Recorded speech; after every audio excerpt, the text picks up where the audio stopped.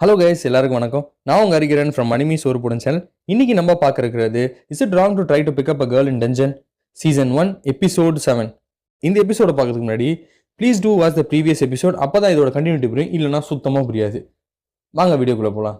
இந்த எபிசோட starting scene என்ன கட்டுறாங்கன்னா, ஃப்ரேயா தான் இவ்வளோ நாளாக நம்ம பையனுக்கு ரொம்ப கஷ்டத்தை கொடுத்துருந்தா, பயங்கரமா டார்ச்சர் பண்ணிட்டு இருந்தா. ஆனா அதே பொண்ணு என்ன பிளான் பண்றான்னா, அவன் வளரணும்னு நினைக்கிறா. என்ன விஷயம்னா, நம்ம பையனுக்கு இருக்கக்கூடிய ஒரு பெரிய அப்டக்கிள் அந்த பெரிய ஜெய்சாண்டிக்கான ஒரு மிருகம். அதுதான் ஃபர்ஸ்ட் எபிசோட்லேயே வந்துச்சு. அவன் அதை பார்த்து பயந்து ஒரு மாதிரி ஹெசிடேஷன் ஆகிட்டு அவனுக்கு என்ன பண்ணணும்னு தெரியல. அந்த ஒரு பயம் அவன்கிட்ட இன்னும் இருக்கு. அதனால அவன் இன்னும் வளராம இருக்கான். அவன் அந்த பயத்திலிருந்து வெளில வரணும். அதுக்காக நம்ம ஒரு பிளான் பண்ணுவோம்னு சொல்லிட்டு அது என்ன பண்ணுது, அது கீழே கூடிய சைட் கிக் ஒரு ஆளை கூப்பிட்டு, ஏய் நீ இது இப்படி பண்றா அப்படின்ற மாதிரி சொல்லி ஒரு ஆர்டர் போட்டு அனுப்பிச்சு விடுது.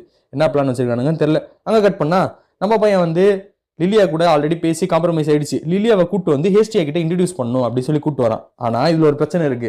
லிலியா வந்து பாத்தீங்கன்னா சோமா கடவுளை சேர்ந்தவ. சோமா கடவுள் ஆளுங்க எல்லாமே இவ்வளவு ஈஸியா ஐடென்டிஃபை பண்றாங்க. அதுல இருந்து தப்பிக்கிறதுக்காக லிலியா என்ன பண்றான்னா, அவளோட ஐடென்டிஃபிகேஷனை மாத்திக்கிறா. அதாவது ஆஃப் கேட்டு ஆஃப் மனுஷி அந்த மாதிரி மாறிக்கிறா. என்னடி இது மாதிரி மாறிட்டா யாரும் கண்டுபிடிக்க மாட்டாங்க என்ன அப்படின்ற மாதிரி அந்த பொண்ணு சொல்ல, இவனு ஓகே சூப்பர், உனக்கு டிரான்ஸ்ஃபார்மேஷன் மேஜிக்லாம் தெரியுதா, சூப்பர் இடி அப்படின்னு சொல்லிட்டு அவளை கூட்டு போறான். கூட்டு போயிட்டு நம்ம ஆள்கிட்ட இன்ட்ரடியூஸ் பண்றப்போ ஹேஸ்டியா வந்து ஆல்ரெடி சரியான காண்டில் இருக்கா இந்த பொண்ணை பத்தி. இந்த பொண்ணு வந்து நம்ம வச்சு கழுத்தடிச்ச பொண்ணு. ஸோ அதனால ஒரு மாதிரி கோவத்தோட தான் இருக்கா. நம்ம பையன் என்ன சொல்றான், நீங்க 2 பேரும் பேசிட்டு இருங்க, நான் கீழே போய் உங்களுக்கு டீ எடுத்து வந்துடுறேன் அப்படின்னு சொல்லிட்டு போறான். அப்போ ஹேஸ்டியா வந்து லிலியா கிட்ட என்ன சொல்றாங்கன்னா, உன்னை நான் சுத்தமா அக்செப்ட் பண்ணணும்னு நினைக்கவே இல்லை. நீ என்ன நினைச்சிட்டு இருக்க, நீ எல்லாம் தப்பி பண்ணுவ, உன்னை அப்படியே வந்து வெல்கம் பண்ணுவாங்களா ரெட் கார்பெட் போட்டு. உன்ன மாதிரி ஆளுங்கள்லாம் வந்து பார்த்தோன்னா மனுஷ கேட்டகரியிலே சேர்த்துக்கூடாது. நீங்க அவ்வளோ மோசமானவங்க. எனக்கு சுத்தமாக உன் மேலே இன்ட்ரெஸ்டே கிடையாது உன்னை இங்கே வர வைக்கிறதுக்கு. ஆனால் அவன் என்கிட்ட அவ்வளோ கெஞ்சினான், நீ இங்கே வரணும், உங்கள் லைஃப் நல்லா இருக்கணும், உன்னை பாதுகாக்கணும் அப்படின்றதுக்காக தான் இவ்வளோ விஷயத்துக்கு நான் இறங்கி வந்திருக்கேன்.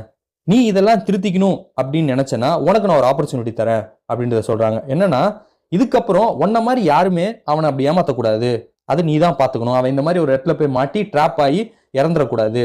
அவன் லைஃபை நீ தான் ப்ரொடெக்ட் பண்ணும், உன் லைஃபை கொடுத்தாவது அப்படின்னு சொன்னோன்னே இவளுக்கு லிலியாவுக்கு வந்து இவ்வளோ நாள் கில்ட் இருந்துச்சுல, அது அப்படியே ஒரு ரெஸ்பான்சிபிலிட்டியாக மாறுது. அவன் என்ன சொல்றான்னா, சரி நான் அவனை ப்ரொடெக்ட் பண்ணுறேன் அப்படின்றத சொல்கிறான். அப்புறம் அவங்க இன்னொரு விஷயமும் சொல்கிறாங்க, இன்னொரு விஷயம் சொல்கிறேன், அதை மட்டும் தெளிவாக கேட்டுக்கோ.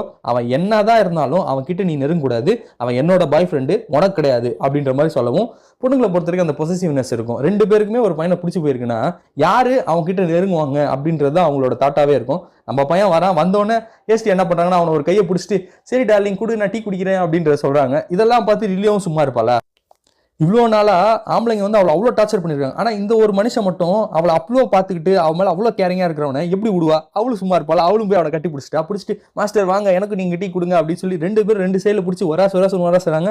நம்ம பையனுக்கு என்ன பண்ணுன்னு தெரியல. அப்படியே விட்டுட்டு நீங்கள் எதாவது பண்ணுங்கப்பா, நான் கிளம்புறேன் அப்படின்னு சொல்லிட்டு அங்கேருந்து கிளம்புறேன். அங்கே கட் பண்ணோன்னே நம்ம பையன் எங்கே போகிறான்னா, டேரெக்டாக கில்ட் ஆஃபீஸ் போகிறான். கில்ட் ஆஃபீஸில் போயிட்டு நெக்ஸ்ட் லெவலுக்கு என்ன ப்ரொசீஜர் இருக்குது அதெல்லாம் பண்ணுன்றதுக்காக ஹேனா கிட்ட பேச வந்திருக்கான். அப்போ பார்த்தீங்கன்னா ஹேனா வந்து ஐஸு கிட்ட பேசிகிட்டு இருக்கா. ஆஹா, ஐஸு வந்துட்டாலே நம்ம பையனுக்கு கொஞ்சம் ஒரு மாதிரி ஷையாக ஃபீல் பண்ணுவாங்கல்ல, அந்த மாதிரி ஃபீல் பண்ணிட்டு அங்கேருந்து ஓடுறதுக்கு ட்ரை பண்ணுறான். ஏன்னா சொல்கிறா, டே நில்றா, எங்கடா ஓடுற அப்படின்ற சொல்கிறப்போ, இல்லைங்க நான் அப்புறம் வரேங்கன்னு சொல்லிட்டு ஓடுறான். அப்போது முன்னாடி ஒரு ஆள் வந்ததை பார்க்கல, அவன் மேலே இடிச்சு அப்படியே கீழே வந்துட்டான். ஏன்டா டே நீ வேற போடா அப்படின்னு சொல்லிட்டு அங்கிருந்து ஏஞ்சி வர ட்ரை பண்றான். அப்போ ஐஸ் இருக்கால, அவன் அங்கிருந்து ஜம்ப் பண்ணி இவன் முன்னாடி வந்து நிக்கிறா. இவன் அதை கவனிக்காம என்ன பண்றான், அப்படியே போய் அவளை மோதிட்டான். எங்க மோதினான்றது வீடியோ பார்த்தா தெரியும். என்ஜாய் பண்ணிட்டான் தான். பட் ஆனால் அதோட திரும்பிட்டு ஏங்க நான் எப்படியாவது போயிடுறேங்க, என்னை விடுங்க அப்படின்ற மாதிரி சொல்றான். ஏன்னா சொல்றா, குழந்தை மாதிரி பண்ணாத, அவன் உங்ககிட்ட ஏதோ பேசணும்னு சொல்றா, போய் பேசுப்போ அப்படின்ற சொன்னோன்னே அப்படியே போயிட்டு அப்படியே நடிப்பாங்க. செம்ம நடிப்பு தான். வாழைப்பழம் மாதிரி பேசுவான் மேடம் அப்படின்வாங்களே, அதே மாதிரி தான் அப்படியே நின்றுட்டு இருக்கான். அவங்க என்ன சொல்றாங்கன்னா, நீ இந்த டஞ்சன்ல இந்த ஆர்மரை விட்ட அப்படின்ற சொல்றாங்க. ஓ இந்த ஆர்மரா, அப்போ நீங்க தான் டஞ்சனுக்கு வந்தீங்களா? ஆமா சூப்பருங்க, ரொம்ப தேங்க்ஸுங்க அப்படின்ற மாதிரி சொல்லிட்டு இருக்கான். அவங்க டிஸ்கஷன் முடிஞ்சோடனே ஐஸ் ஒரு விஷயத்த சொல்றா. என்னன்னா, என்ன மன்னிச்சிரு அப்படின்ற. எதுக்குங்க மன்னிச்சிரு சொல்றீங்க? இல்ல என்னாலதான் வந்து அந்த டஞ்சன்ல இருக்கக்கூடிய மிருகம் வந்து சின்ன ஃப்ளோருக்கு வந்துருச்சு. அதாவது ஆக்சுவலா அது 10th ஃப்ளோர்ல இருக்க வேண்டிய மிருகம், அது வந்து 5th ஃப்ளோர் வந்துருச்சு. அது என்னாலதான், ஏன் தப்பு தான், மன்னிச்சிரு அப்படின்றத சொல்றாங்க. ஏங்க நீங்க தாங்க என் உயிரையே காப்பாத்திருக்கீங்க. எனக்கு வந்து கடவுள்னா, அதாவது ஏஞ்சல்னா ஃபர்ஸ்ட் என் ஹேஸ்டி, அடுத்து நீங்க தாங்க அப்படின்ற சொன்னோன்னே விட்ட போட்டான். பொண்ணும் ஃபிளாட் ஆயிடுச்சு. ஓகேன்னு சொல்லி ஸ்மைல போட்டுச்சு. இவங்க 2 பேரும் அப்படியே பேசிட்டே வெளில வராங்க. வெளில வரப்போ என்ன டிஸ்கஷன் ஆகுதுன்னா, ஐஸ் ஒரு விஷயத்தை கேட்கறா. நான் வந்து ஃபர்ஸ்ட் ஒன்று பார்க்குறப்போ 2 வாரத்துக்கு முன்னாடி பார்க்குறப்போ நீ வந்து லெவல் 5ல இருந்த, இப்போ லெவல் 10 வரைக்கும் வந்திருக்க, எப்படி இவ்வளோ சீக்கிரமா க்ரோ ஆன அப்படின்ற சொல்லி கேட்கமோ, என்னங்க என்னோட காடஸ் எனக்கு ஹெல்ப் பண்ணுறாங்க, ப்ளஸ் நானும் வந்து என்னால் முடிஞ்ச ஸ்கில்ஸை நான் பண்ணிட்டு இருக்கேன். பட் பார்த்தீங்கன்னா என்னால் ப்ராப்பராக சண்டை கூட போட முடியாதுங்க அப்படின்னு சொல்லவும், உனக்கு யாரும் இது வரைக்கும் சண்டை போட சொல்லியே தெரியலையா? ஏங்க யாராவது இருந்தா தானே, யாருமே இல்லையே என்ன பண்றது அப்படின்ற மாதிரி ஃபீலிங்கா பேசுறான். உடனே ஐஸும் சரி நான் உனக்கு சண்டை சொல்லி தரட்டா அப்படின்னு சொல்லவும், தெய்வமே நீ என் கூட இருந்தாலே போதும், சண்டை சொல்லி தரேன்னா இன்னும் சூப்பரே, ஓகேங்க அப்படின்னு சொல்லிட்டு டேரெக்டாக ஒரு ஸ்பாட்டுக்கு போகிறாங்க. அந்த ஸ்பாட்டுக்கு போனதுக்கப்புறம் ஒரு விஷயத்தை கேட்குறாங்க, உன்னோட ஸ்பெஷாலிட்டி என்ன, எந்த வெப்பன் வச்சு சண்டை போடுவேன் அப்படின்னு சொல்லி கேட்குறப்போ, நான் இந்த கத்தியை வச்சு தான் சண்டை போடுவேன் அப்படின்னு சொல்லி அந்த கத்தியை கொடுக்குறான். அந்த கத்தியை இப்படி வச்சு சண்டை போடுவியா, இப்படி வச்சு சண்டை போடுவியா அப்படின்ற மாதிரி ஒரு மாதிரி ஃபன்னு பண்ணுறா. ஏங்க இப்படிலாம் இல்லைங்க, கொடுங்க நான் பண்ணுறேன் அப்படின்னு சொல்லி எடுக்க வரப்போ இந்த அம்மா அப்படியே திரும்பி மூஞ்சில ஒரு வை வைக்குது.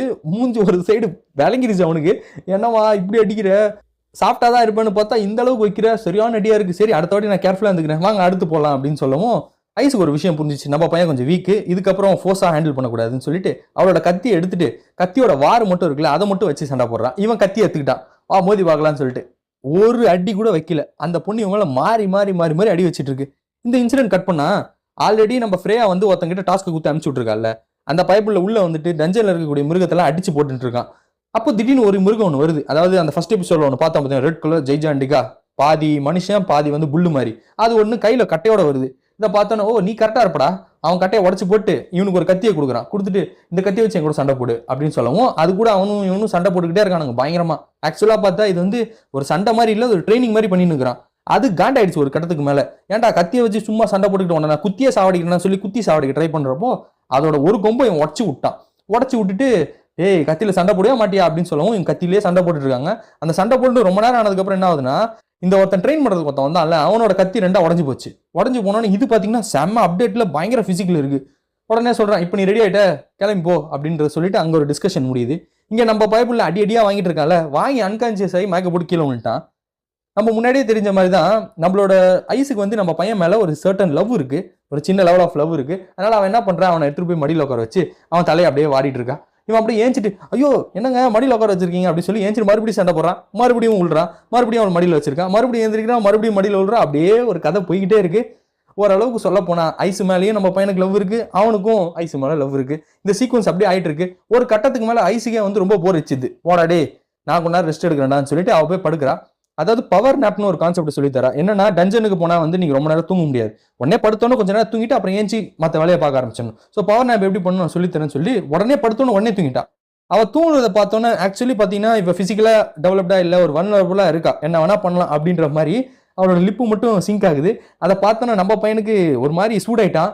இவன் தாத்தா இருக்காருல்ல, ரொம்ப கரெக்டரான மைண்டு, அந்த மனுஷன் வந்து நிறைய விஷயங்கள் சொல்லியிருக்காரு, அது எல்லாமே மடையில் ஓடிட்டு இருக்கு. போய் நைஸா போயிட்டு ஒரு கிஸ்ஸை கொடுத்துட்டு முடிஞ்சிச்சு சொல்லி உன்னோட வர்ஜினிட்டியை வந்து இதுலேயே கழிச்சிடறா அப்படின்னு, ஃபர்ஸ்ட் கிஸ் அவளுக்கு கொடுத்துட்றா அப்படின்ற மாதிரி அவன் சொல்லவும், சரி ஓகே தாத்தா நான் ட்ரை பண்ண போறேன் அப்படின்னு சொல்லி கிட்ட போறப்போ இன்னொரு ஒரு உருவம் ஒன்று வருது. அதாவது சின்ன ஒரு, அதாவது பாசிட்டிவ் நெகட்டிவ்னு வாங்கல, பாசிட்டிவ் வந்துட்டு என்ன சொல்லிட்டு, நீ அந்த மாதிரிலாம் பண்ணக்கூடாது அப்படின்னு சொல்லி ஹேஸ்டியா வாய்ஸ்ல பேசுது. நீ ரொம்ப நல்ல பையன் இல்லை, நீ என்னோட செல்லம் இல்லை அப்படின்ற மாதிரி சொல்லிட்டு இருக்கிறப்போ இந்த பாசிட்டிவ் நெகட்டிவும் சண்டை போட்டுக்கிட்டே இருக்கு. கடைசியா ஜெயிக்கிறது நெகட்டிவ் தான். என்ன சொல்லுதுன்னா, சரி ஓகே எப்படியாவது போய் ஒரு உமா கொடுத்துட்டு அப்படியே நம்மளோட ஃபர்ஸ்ட் கிஸ்ஸை டெலிவரி பண்ணிடுவோம் அப்படின்னு சொல்லிட்டு போறான் கிட்ட. என்னதான் அவன் வந்து வல்னரபிளா இருந்தாலும் தூக்கத்திலே இருந்தாலும் அவளுக்கு என்ன நடக்குதுன்னு தெரியுது. என்ன சொல்றான்னா, அந்த மாதிரி பண்ணாத அப்படின்ற மாதிரி நம்மளோட ஐஸ் சொல்றா. இதை கேட்டோன்னா நம்ம பையனும் ஐயோ சை இப்படிலாம் பண்ணக்கூடாதுன்னு தெரிஞ்சும் பண்றான் பத்தியா, ஒஸ்ட்ரா நான் அப்படின்னு சொன்னதுக்கப்புறம் அவங்க தூங்கிலாம் ஏஞ்சிட்டு ஷாப்பிங் போகலாம் அப்படின்னு சொல்லி போறாங்க. அதுக்கு முன்னாடி ஏதாவது சாப்பிடுவோம் அப்படி சொல்றப்போ, ஏங்க எனக்குலாம் ஒன்றும் பசிக்கவே இல்லைங்க அப்படின்னு சொல்றான். வயிறு கடமுடான்னு கத்துது, எனக்கு கேட்குது, வா போகலாம் அப்படின்னு சாப்பிட்ற கடைக்கு போறாங்க. அங்கே போய் பார்க்குறப்பதான் சரியான ட்விஸ்ட். அங்கே யார் இருக்கான்னு பார்த்தா நம்மளோட ஹேஸ்டியா, அவங்க பார்ட் டைம்ல ஒர்க் பண்ணிட்டு இருக்காங்கல்ல, வாங்கங்க என்ன சாப்பிட்றீங்க அப்படின்னு சொல்றப்போ இந்த பையனை பார்த்தோன்னா அவன் மேலே ஏறிட்டு, டேய் உனக்கு எத்தனை புண்ணுதானடா வேணும், நான் ஒருத்தர் இருக்கலடா அது போதாடா உனக்கு அப்படின்னு சொல்லி அவனை போட்டு ஒரு வழி பண்ணிட்டு இருக்கான். சரி அவன் என்ன சொல்றான்னா, இல்லைங்க எனக்கு ஒரு 3 நாள் ட்ரைனிங் வேணும், அதுக்காக தான் அவங்க என் கூட இருக்காங்க, அதுக்கப்புறமா அவங்க போயிடுவாங்க, வேற 3 நாள் தான். உங்ககிட்ட திருப்பி சொல்லிடுற ஐஸு, அவன் கிட்ட நீ வெறும் ட்ரைனிங்காக மட்டும் தான் இருக்கணும், டச்சிங்கு அது இது எதுவும் போகக்கூடாது, முக்கியமாக டேட்டிங்கு அப்படின்னு சொல்றப்போ அதெல்லாம் நான் பண்ண மாட்டேங்க அப்படின்ற மாதிரி சொல்லி அங்கே டிஸ்கஷன் முடியுது. முடிஞ்சதுக்கப்புறம் இந்த டஞ்சனை காட்டுறாங்க. இந்த டஞ்சனில் பார்த்தீங்கன்னா அந்த ஒரு பெரிய மான்ஸ்டரை ட்ரெயின் பண்ணி அமுச்சு விட்டானுங்களே, அது என்ன வந்து இருக்கிறவனுங்களாம் வெட்டி சாச்சின்னு இருக்கு. அதில் யாருன்னா இந்த லில்லியாவை கஷ்டப்படுத்தின ஒருத்தர் இருக்கான் பார்த்துருக்கீங்களா, அந்த சோமா கடவுளை சேர்ந்தவனுங்க, அந்த பன்னடா பரதேசிங்க, அவனுங்க எல்லாருமே இந்த மான்ஸ்டர் கிட்ட மாட்டிட்டானுங்க போல இருக்கு. எல்லாரையும் வெட்டி சாச்சிச்சு. கடைசியாக அவனும் அட்டாக் பண்ண ட்ரை பண்ணுறான். அது எதுவுமே அதை ஒரு ஸ்க்ராட்ச் கூட பண்ணல, ஒரே வெட்டி இவனை சாவடிக்குது. எனக்கு ஆக்சுவலாக பர்சனலாக சொல்ல போனால் யாரையுமே சாவணும் அந்த மாதிரிலாம் நினச்சதே கிடையாது. ஆனால் இந்த பன்னாடை மட்டும் சாவணும் தான் நினைக்கிறேன், ஏன்னா அவ்வளோ கஷ்டப்பட்டிருக்கான் லில்லியாவை. இதோட இந்த எபிசோட் முடியுது. அடுத்த எபிசோட் நாளைக்கு பார்க்கலாம். Until then bye from you Hariharan from மணிமி சோறு போடு சேனல். தேங்க்யூ.